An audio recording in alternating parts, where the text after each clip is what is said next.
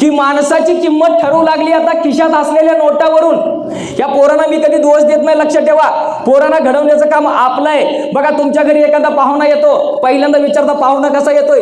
एखादा गरीब पाहुणा आला, ठीक आहे पाहुणा यायला लागलाय असू दे, बघू आल्यानंतर काहीतरी करू। आणि एखादा श्रीमंत जर पाहुणा यायला लागला, मोठ्या गाडीतून यायला लागला, तुम्ही घरामध्ये लगबग करता, पाहुण्याला काहीतरी केलं पाहिजे। हे पोरं सुद्धा लहानपणापासून ते बघत असतात। लक्षात ठेवा, माणसाची किंमत ठरू लागली खिशात असलेल्या नोटावरून। ओठावरून व्यक्त होणाऱ्या भावना आता माणूस व्यक्त करू लागला बोटावरून।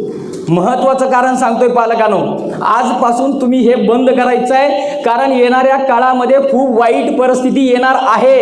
याच्यातून कुणी वाचू शकत नाही। जगात माणसाला देवाने एक सर्वात मोठं वरदान दिलेलं आहे, ते म्हणजे बोलण्याचं, तोंडानं भावना व्यक्त करण्याचं। ते वरदान आपण विसरत चाललो।